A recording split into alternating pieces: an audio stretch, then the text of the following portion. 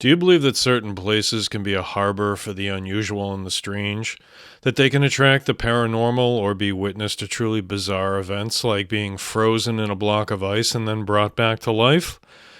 Well, today on the Weekly Strange, we're going to visit a place where some truly remarkable events have occurred, along with a smattering of the unexplained. We're headed up to the coast of Maine for today's show to Owl's Head Lighthouse.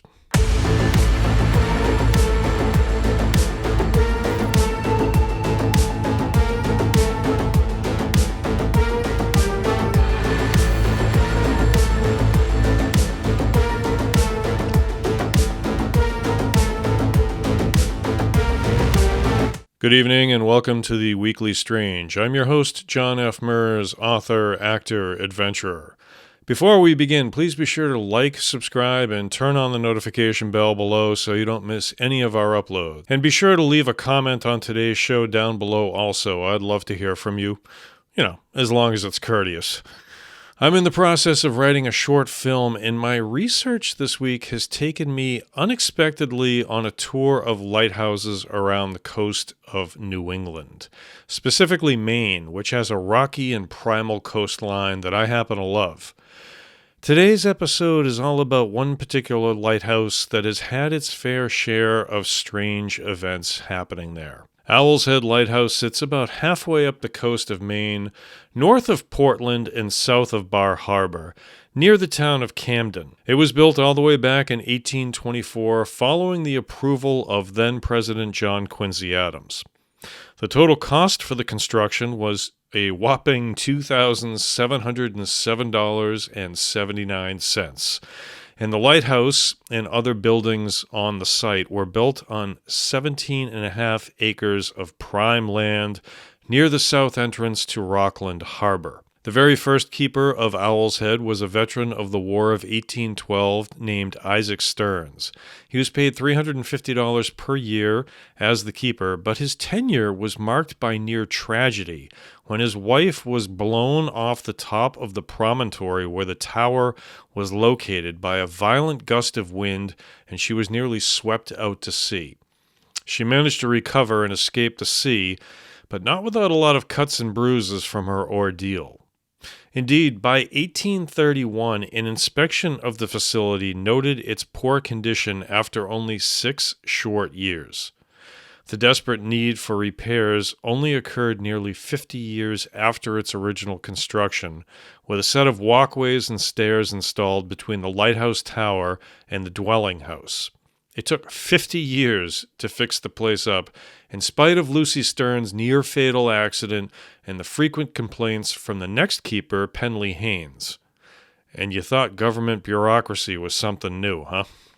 In spite of its bad shape, Owl's Head was already becoming a place where strange things happened. In December of 1850, 2 days before Christmas, a terrible storm blew into Rockland Harbor.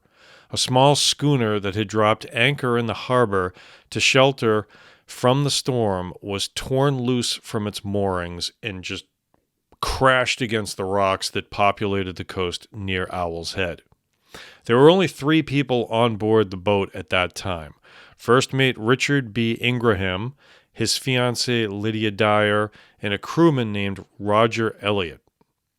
As the waves tore at the ship, continuing to just tear it apart, Elliot volunteered to try to go get help, crawling out of the wrecked ship and climbing up the rocks. Meanwhile, Ingraham and his fiancée pulled up what blankets they could scrounge and tried their best to keep warm in the pounding winter waves. Elliot, nearly freezing, successfully managed to reach the top of the rocks before collapsing in the deep snow, fortunately right in front of the keeper, who was out driving in his sleigh. The keeper quickly brought Elliot back to the main house to warm him up, but Elliot was insistent that a search party be organized to rescue Ingraham and Dyer.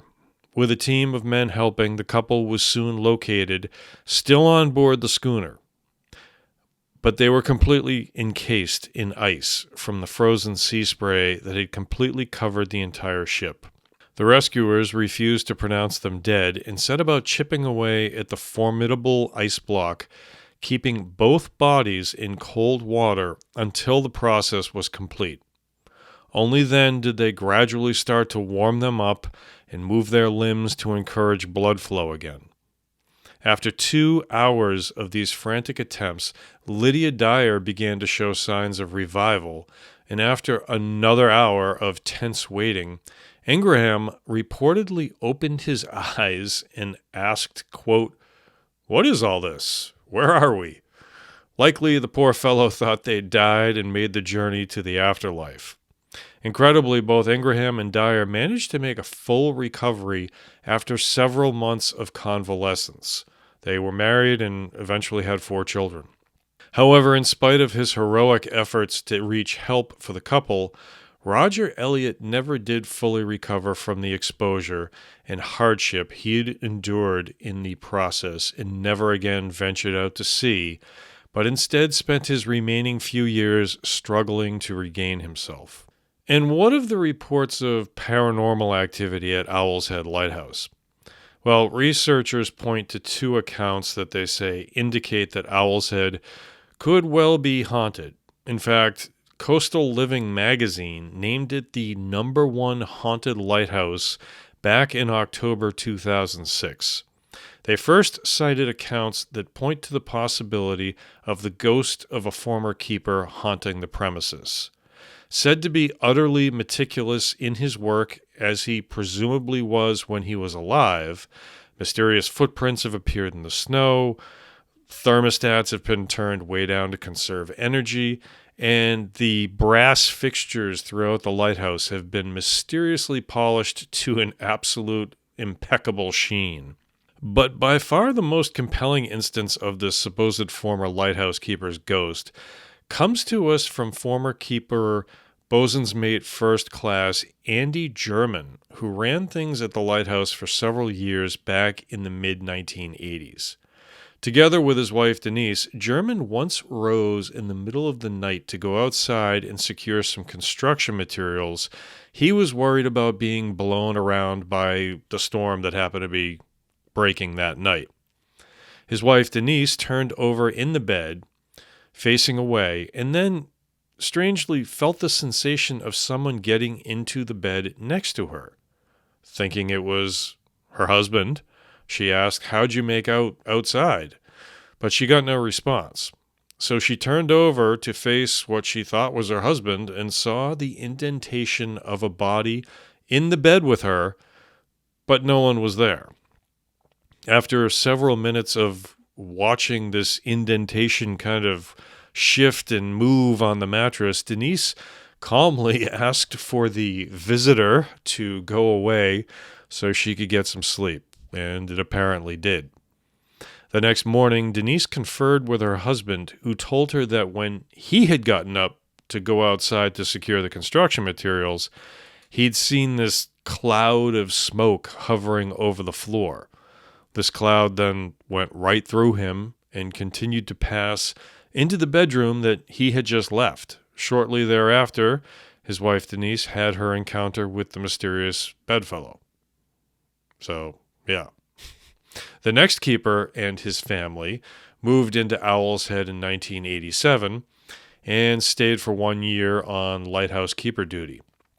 When the Grahams moved in, the Germans informed them of the resident ghost, but, the Grahams didn't pay much attention to it, thinking maybe it was a cute way to introduce the young family to the lighthouse station.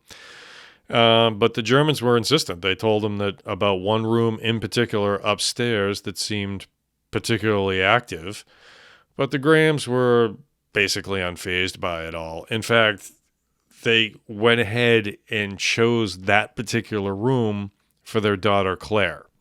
It's like, gee, thanks, Mom and Dad, for just throwing me to the ghosts. But it didn't take long for the things to actively start to pick up. Claire apparently developed an imaginary friend, and when she was asked what this imaginary friend looked like, she described it as looking like an old sea captain. And the Graham's most interesting event occurred one night when the weather had produced a thick fog throughout much of the area. Claire, in the middle of the night, just came stomping into her parents' bedroom and informed them in a bold voice, "Fog's rolling in, time to put the foghorn on." Claire's parents were obviously both startled and mystified at her use of such jargon, especially since they'd never even spoken those words around her.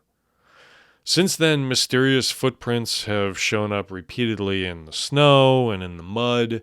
The door to the lighthouse tower has been left open, and as I mentioned earlier, the brass inside has been recently polished and more. Whoever the ghostly presence might be, it would seem that they are concerned about making sure that things run as smoothly at Owl's Head then, at least, if not still now, as they did back when that lightkeeper was maintaining things. Now, the other paranormal instance relates to what people have called the Lady in White or Little Lady. The last lightkeeper before the site's full automation in 1989, Malcolm Rouse, said his wife would repeatedly report seeing a woman's outline that was dressed in white in one of the windows. Malcolm's son also would often wake up in the middle of the night and state that he could see a woman dressed in white sitting in his room in a chair. The ghostly apparition is reported to be the wife of a former lightkeeper. She's been seen floating around the site, rattling silverware in the cabinets and slamming doors throughout the house, as I knock my microphone. There are also the less paranormal but still kind of odd things, like the story about Spot the dog. Spot was the pet of one of the former keepers, Augustus Hamer, who trained this dog to ring the fog bell with its teeth anytime it heard a ship's whistle or bell. When the captain of the ship would return the signal, Spot would run down the hill and bark as sort of a guide to the harbor. This feat truly came in handy one stormy night in the winter when a thick fog blanketed the area and made visibility next to impossible. The captain of the mail boat was impossibly lost and desperate to reach the safety of the harbor. Now, Spot, on duty as always, nevertheless was unable to reach the rope for the bell due to it being buried under drifts of snow. So instead, Spot stood at the point and barked into the storm until the captain was at last able to pinpoint his location and make it safely into the harbor. Spot is credited, obviously, with saving that ship, and the dog was buried close to the spot where the bell once stood. Then there's also the story about the brig, the Maine, that sailed out of Rockland Harbor on November 9th, 1844, with a crew of 9 on board, and was never seen again. But 3 years after it vanished out into the horizon somewhere, another ship sailed into Rockland Harbor, and on this ship were several items from the doomed Maine, including the ship's atlas, a navigation book, and a mahogany chest. Now, obviously, the townspeople knew all this stuff belonged on the Maine, so the authorities questioned the crew of this ship tirelessly, desperate to try to determine the fate of the Maine. But the crew remained united in their story and said something about 3 pirates jumping ship to avoid capture somewhere near Veracruz. Whether or not they were telling the truth, there definitely seems to be an interesting focal point around Owl's Head Lighthouse.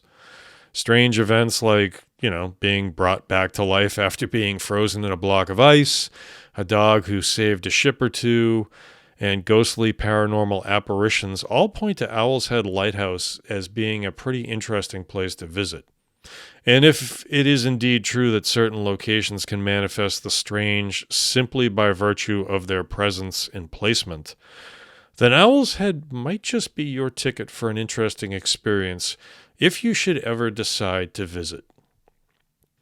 And that's going to do it for this episode of The Weekly Strange. Please be sure to check out new episodes of our other shows, like The Other Side of Midnight, where I talk to callers all about their paranormal experiences, and The Hunted, where I profile fugitives that are still on the run to this day from justice and the law.